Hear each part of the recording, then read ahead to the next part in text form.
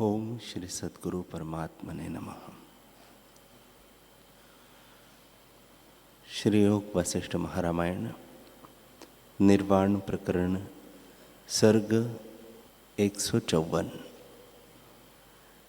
श्री वशिष्ठ जी बोले, हे रामचंद्र जी, संकल्प को स्थिर करके देखो कि सब तुम्हारा ही स्वरूप है। जैसे मनुष्य शयन करता है तो उसको स्वप्न दृष्टि दिखती है, और जब जागता है तब देखता है कि सब मेरा ही स्वरूप है। वैसे ही जागृत विश्व भी तुम्हारा स्वरूप है। जैसे समुद्र में तरंग उठते हैं वे जल रूप है, वैसे ही विश्व आत्म स्वरूप है। और जैसे चितेरा काष्ठ में कल्पना करता है कि इतनी पुतलियां निकलेंगी, और जैसे मृत्तिका में कुम्हार घटादि की कल्पना करता है कि इसमें इतने पात्र बनेंगे, पर काष्ठ और मृत्तिका में तो कुछ नहीं। ज्यों का त्यों काष्ठ है और ज्यों की त्यों मृत्तिका है, परंतु कुम्हार या बढ़ई के मन में आकार की कल्पना है। वैसे ही आत्मा में संसार रूपी पुतलियों की कल्पना मन करता है। जब मन का संकल्प निवृत्त हो तब ज्यों का त्यों आत्मपद भासित हो। जैसे तरंग जल रूप है, जिसको जल का ज्ञान है वह तरंग को भी जल रूप जानता है, और जिसको जल का ज्ञान नहीं वह तरंग के भिन्न भिन्न आकार देखता है। वैसे ही जब निसंकल्प होकर स्वरूप को देखे तब जगत फुरने में भी आत्मसत्ता भासित होगी। अहम त्वम आदि तब जगत ब्रह्मरूप ही है। तब भ्रम कैसे हो और किसको हो? जब विश्व आत्मस्वरूप है और आत्मा निरालंब अर्थात चैत्य और अहंकार से रहित केवल आकाश रूप है। जब तुम उसमें स्थित होंगे तब नाना प्रकार की वासना मिट जाएगी, क्योंकि नाना प्रकार की भावना जगत में फुरती है। जगत का बीज अहंता है। जब अहंता नष्ट हो तब जगत का भी अभाव हो जाएगा। हे रामचंद्र जी, अहंता का फुरना ही बंधन और निरअहंकार होना ही मोक्ष है। एक चित्तबोध है और दूसरा ब्रह्मबोध है। चित्तबोध जगत है और ब्रह्मबोध मोक्ष। चित्तबोध अहंता का नाम है। जब तक चित्तबोध फुरता है तब तक संसार है, और जब चित्त का अभाव होता है तब मुक्ति होती है। इस चित्त के अभाव का नाम ब्रह्मबोध है। हे रामचंद्र जी, जैसे पवन चलता है वैसे ही ब्रह्म में चित्तबोध है, और जैसे पवन ठहर जाता है वैसे ही चित्त का ठहरना ब्रह्मबोध है। जैसे स्पंदित और निस्पंद दोनों पवन ही है, वैसे ही चित्तबोध और ब्रह्मबोध ब्रह्म ही है, कुछ भिन्न नहीं। हमको तो ब्रह्म ही भासित होता है, जो चैतन्य मात्र शांत रूप और अपने स्वभाव में स्थित है। जिसको अधिष्ठान का ज्ञान होता है उसको विवर्त भी उसी का रूप भासित होता है, और जिसको अधिष्ठान का ज्ञान नहीं होता उसको भिन्न भिन्न जगत भासित होता है। जैसे एक बीज में पत्ते, डाल, फूल और फल दिखते हैं, पर जिसको बीज का ज्ञान नहीं उसको वे भिन्न भिन्न प्रतीत होते हैं। हे राम जी, हमको अधिष्ठान आत्म तत्व का ज्ञान है। इससे हमें सब विश्व आत्म स्वरूप दिखता है। पर अज्ञानी को नाना प्रकार का विश्व और जन्म मरण भासित होते हैं। हे राम जी, सब शब्द आत्म तत्व में फुरते हैं और वह सबका अधिष्ठान निराकार, निर्विकार, शुद्ध आत्मा सबका अपना रूप है। इसलिए सब विश्व आकाश रूप है, उससे भिन्न नहीं है। जैसे तरंग जल रूप है, वैसे ही विश्व आत्म स्वरूप है। चित्त जो फुरता है, उसका अनुभव करने वाली चैतन्य सत्ता ही ब्रह्म है। तुम्हारा स्वरूप भी ब्रह्म है। इसने अहम त्वम आदि जगत सब ब्रह्म रूप है। तुम संशय त्याग कर अपने स्वरूप में स्थित हो। पहले तुमसे जो द्वैत अद्वैत कहा है, वह सब उपदेश मात्र है। चित्त की वृत्ति को स्थिर करके देखो, सब ब्रह्म ही है, भिन्न कुछ नहीं। तब निषेध किसका कीजिए। हे राम जी, ज्ञानवान चित्त की दो वृत्तियां कहते हैं, एक मोक्ष रूप और दूसरी बंधन रूप। जो वृत्ति स्वरूप की ओर फुरती है वह मोक्ष रूप है, और जो दृश्य की ओर फुरती है वह बंधन है। जो तुमको शुद्ध लगे वही करो। जो दृष्टा है वह दृश्य नहीं होता, और जो दृश्य है वह दृष्टा नहीं होता, पर आत्मा तो अद्वैत है। इससे दृष्टा में दृश्य पदार्थ कोई नहीं। तुम क्यों दृश्य की ओर झुकते हो और अनहोते दृश्य को ग्रहण करते हो। तुम्हारा दृष्टा नाम भी दृश्य से होता है। जब दृश्य का अभाव जानो तब अवाच्य पद है, उसको वाणी से नहीं कहा जा सकता। हे रामचंद्र जी, जैसे अंगी और अंग वाले, आकाश और शून्यता, जल और तीव्रता, बर्फ और शीतलता में कुछ भेद नहीं, वैसे ही ब्रह्म और जगत में कुछ भेद नहीं। कोई जगत कहे अथवा ब्रह्म कहे, एक ही बात है। जगत ही ब्रह्म है और ब्रह्म ही जगत है। इससे आत्मपद में स्थित हो। भ्रम से जो अपने को कुछ और मानते हो, उसको त्याग कर ब्रह्म ही की भावना करो और अपने को मनुष्य कभी न जानो। जो अपने को मनुष्य जानोगे तो यह निश्चय अधोगति को प्राप्त कराने वाला है। इससे अपने स्वरूप में स्थित हो। वशिष्ठ जी बोले, हे रामचंद्र जी, जब देश से देशांतर को वृत्ति जाती है तो उसके बीच जो संवित तत्व है, उसका जो अनुभव करता है वही तुम्हारा स्वरूप है। उसमें स्थित हो और जैसी चेष्टा आवे वैसी करो। देखो, सुनो, स्पर्श करो, गंध लो, बोलो, चलो, हंसो, सब क्रिया करो, परंतु इनको जानने वाली जो अनुभव सत्ता है उसी में स्थित रहो। यह जागृत में सुषुप्ति है। चेष्टा शुभ करो अथवा अशुभ, हृदय में अहम से रहित शिला की भांति रहो। हे राम जी, तुम चेष्टा शुभ करो और हृदय में अहम से रहित शिला की भांति रहो। तुम्हारा स्वरूप निराभास, निर्मल और शांत है। जैसे सुमेरु पर्वत स्थित है वैसे ही रहो। यह दृश्य अज्ञान से भासित होता है, पर तमो रूप है और आत्मा सदा प्रकाश रूप है। उस प्रकाश में अज्ञानी को तम भासित होता है।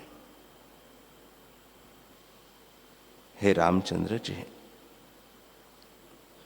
जैसे सूर्य सदा प्रकाश रूप है पर उल्लू पक्षी को नहीं देख पड़ता और अज्ञान के कारण अंधेरा ही जान पड़ता है, वैसे ही अज्ञानी को जो अविद्या रूप जगत भासित होता है वह अविचार से सिद्ध है।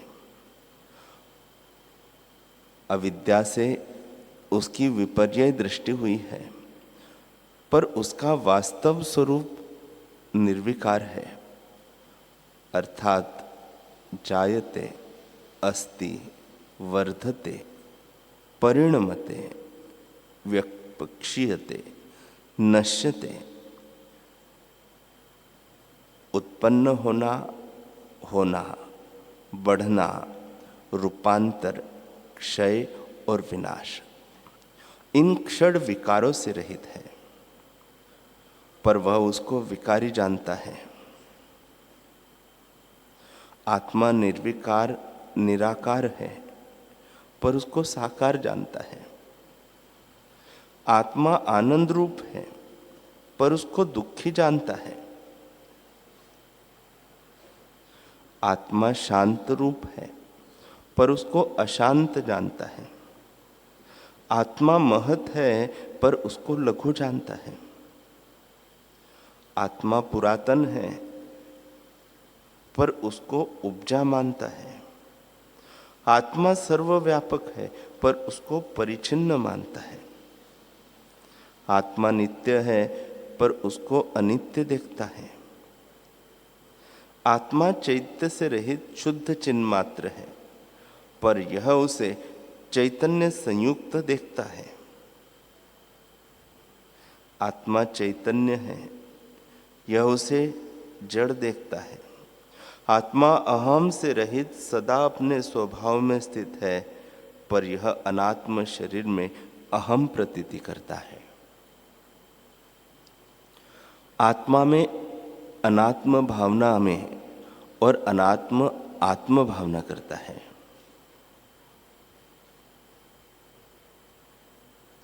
आत्मा निरवयव है, उसको यह अवयवी देखता है। आत्मा अक्रिय है, उसको यह सक्रिय देखता है। आत्मा निरंश है, उसको अंशांशी भाव करके देखता है। आत्मा निरामय है, पर उसको रोगी देखता है। आत्मा निष्कलंक है, पर उसको कलंक सहित देखता है। आत्मा सदा प्रत्यक्ष है, उसको परोक्ष जानता है, और जो परोक्ष है उसको प्रत्यक्ष जानता है।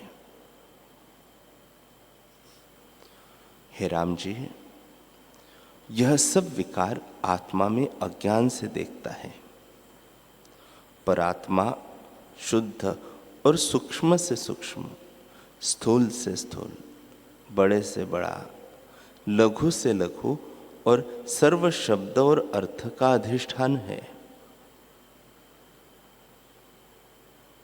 हे रामचंद्र जी, ब्रह्म रूपी एक डब्बा है, उसमें जगत रूपी रत्न है।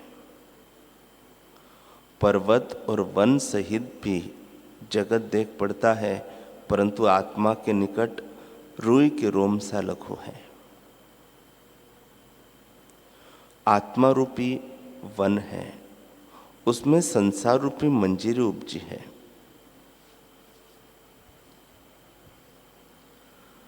पांचों तत्व पृथ्वी, अप, तेज, वायु और आकाश उसके पत्ते हैं, उनसे यह शोभित है।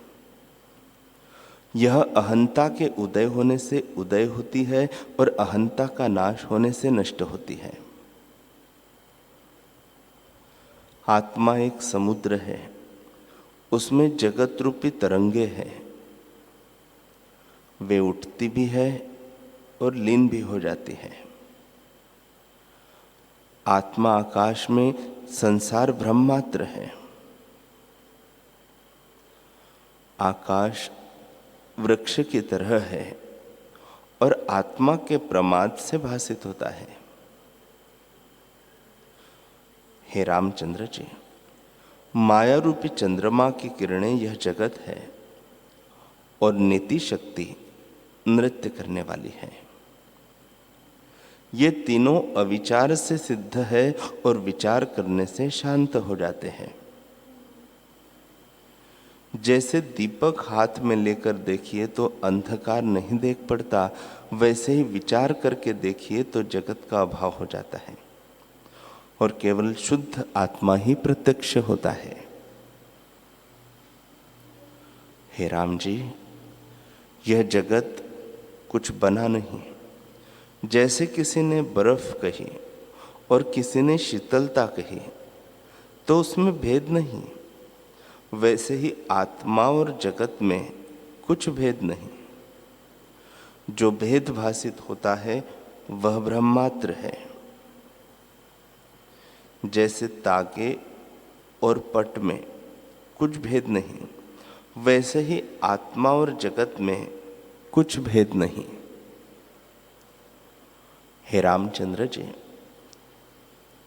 आत्मरूपी पट में जगत रूपी चित्र पुतलियां हैं और आत्मरूपी समुद्र में जगत रूपी तरंगे हैं। सो पट और जल रूप है, वैसे ही आत्मा और जगत में कुछ भेद नहीं, आत्मा ही है, आत्मा से भिन्न कुछ नहीं बना। जिससे सब पदार्थ सिद्ध होते हैं, जिससे सब क्रिया सिद्ध होती है और जो अनुभव रूप सदा अप्रौढ़ है, उसको प्रौढ़ जानना ही मूर्खता है। हे रामचंद्र जी, यह विश्व तुम्हारा ही स्वरूप है। तुम जाग कर देखो, तुम ही एक हो और स्वच्छ आकाश सूक्ष्म प्रत्यक्ष ज्योति अपने रूप में स्थित है। श्री वशिष्ठ जी बोले, हे रामचंद्र जी, जैसे जल में लहरें और तरंगे उठती हैं सो जल रूप है, वैसे ही आत्मा में रूप अवलोक और मनस्कार फुरते हैं सो सब आत्मरूप है, भिन्न नहीं।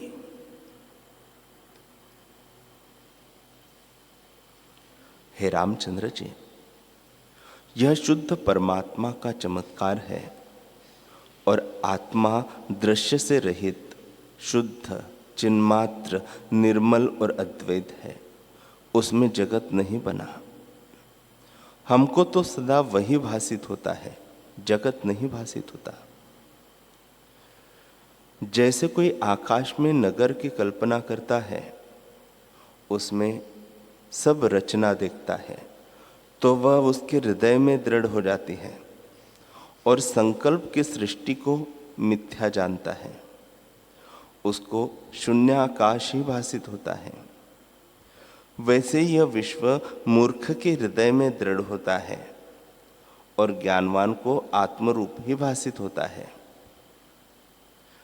जैसे मिट्टी के खिलौनों की सेना होती है, तो जिसको मिट्टी का ज्ञान है वह उसमें राग द्वेष नहीं करता, और बालक मिट्टी के अज्ञान से रहित है, उससे वह उसमें राग द्वेष करता है। वैसे ही ज्ञानवान इस जगत में राग द्वेष नहीं करते और अज्ञानी राग द्वेष करते हैं। जैसे खिलौने में सारभूत मृत्तिका होती है, वैसे ही जगत में सारभूत चैतन्य आत्मा है। जो कुछ पदार्थ दिखते हैं वे आत्मा के विवर्त हैं और मिथ्या ही भ्रम से सिद्ध हुए हैं। जो वस्तु मिथ्या हो उसको सुख के निमित्त इच्छा करना ही मूर्खता है। हे रामचंद्र जी, हमको तो इच्छा कुछ नहीं, क्योंकि हमको जगत मृग तृष्णा के जल सा लगता है। हम किसकी इच्छा करें? जिसमें सत्य प्रतीति होती है उसमें इच्छा भी होती है, और जो सत्य ही न लगे तो इच्छा कैसे हो? हे रामचंद्र जी, इच्छा ही बंधन है और इच्छा से रहित होने का नाम ही मुक्ति है। इससे ज्ञानवान को कुछ इच्छा नहीं रहती, उसकी चेष्टा अनिश्चित ही होती है। जैसे सूखे बांस के भीतर बाहर शून्य होता है और उसको संवेदन कुछ नहीं फुरता, वैसे ही ज्ञानवान के अंतहस में शांति होती है। अंतहस में कोई संकल्प नहीं उठता और बाहर भी कोई उपाधि नहीं। उसकी चेष्टा निसंकल्प निरुपाधि होती है। हे राम जी, जिस पुरुष के हृदय से संसार का रस सूख गया है, वह संसार समुद्र के पार हो गया। जिसका रस नहीं सूखा, उसको राग द्वेष फुरते हैं, उसे संसार बंधन में पड़ा जानो। हे रामचंद्र जी, मैं तुमसे ऐसी समाधि कहता हूं जो सुख से प्राप्त हो और जिससे जीव मुक्त हो। सब इच्छाओं से रहित होना ही परम समाधि है। जिस पुरुष के मन में इच्छा उठती है, उसको उपदेश भी नहीं लगता। जैसे आरसी के ऊपर मोती नहीं ठहरता, वैसे ही उसके हृदय में उपदेश नहीं ठहरता। इच्छा ही जीव को दीन करती है। इच्छा से रहित मनुष्य शांत रूप होता है। फिर शांति के लिए कुछ कर्तव्य नहीं रहता।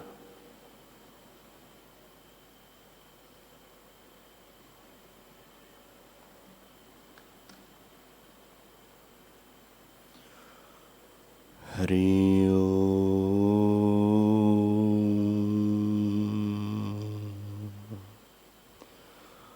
हरि ओम।